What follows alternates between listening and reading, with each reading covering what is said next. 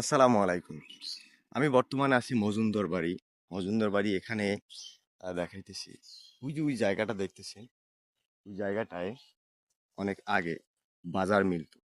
এখনকার এই জায়গাটায় বাজার মিলে না, কারণ নদী ভাঙ্গনের কারণে এমন একটা বিচ্ছিরি অবস্থা তৈরি হয়েছে যেখানে বাজার তো দূরের কথা, এখানে কিছুই সম্ভব না বর্তমানে। হ্যাঁ, আমার আমার ধারণা অনুযায়ী। আর একটা বিষয় আমার সবচেয়ে বেশি ভালো লাগছে যে এই যে রাস্তাটা দেখতেছেন, যে রাস্তাটা দিয়ে আমি হাঁটতেছি, রাস্তাটা অনেক আগের। কিন্তু রাস্তাটা এত পরিমাণে মজবুত, তা বলার বাইরে। এখনকার যে রাস্তাগুলো তৈরি হয় খুব সফট। হ্যাঁ, আর এই রাস্তাটা আপনার ডাবল ইট দিছে প্রথমে, এভাবে লাচছে, তারপর ভি আকারে ইটগুলা দিয়েছে। তো এখনকার রাস্তাগুলো হয় ডাইরেক্ট সলি এভাবে লেসে, খুব সফট হয় ওগুলো। ধরেন যদি একটা টমটম আমি উঠাই, তাহলে দেখুন রাস্তাটা তেরা বেগা হয়ে গেছে, বুঝছেন? তো আর একটা বিষয় দেখাই আপনাদেরকে। এই যে গাছটা দেখতেছেন, এই যে গাছটা বট গাছ, খুব প্রাচীন যুগের একটা বট গাছ। এই বট গাছটা সবাই হয়তো দেখেছে।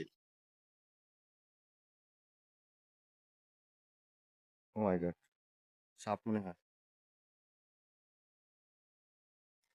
যাই হোক, এই বট গাছটা অনেক আগের বট গাছ। এই বট গাছের কারণে আপনারা আরেকটা বিষয় দেখেন, শিকড় গুলা দেখতেছেন, এই বট গাছের কারণে রাস্তাটা এখনো বেঁচে আছে।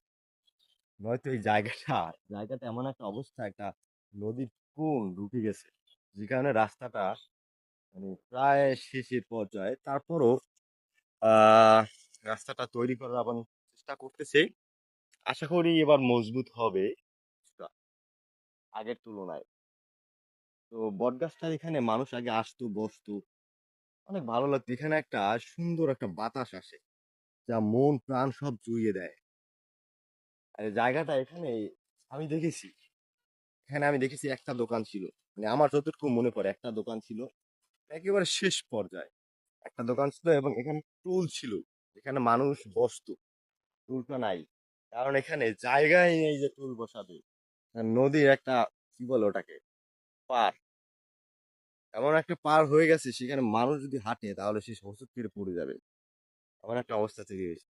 দেখেন মসজিদটা, মসজিদটা এখনো আছে, এখনো সে যুদ্ধ করে আছে, বুঝছেন? আল্লাহর ঘর তো, এই জন্য আছে। তো এই জায়গাটা এসে যখন আমি দাঁড়াইছি, আমার কাছে এত ভালো লাগছে, অনেকদিন পর আসছি তো, অনেক ভালো লাগছে আমার কাছে। আপনারাও যাবেন, বিভিন্ন পছন্দের জায়গায় যাবেন, ভালো লাগবে, মনটা শীতল হয়ে যাবে।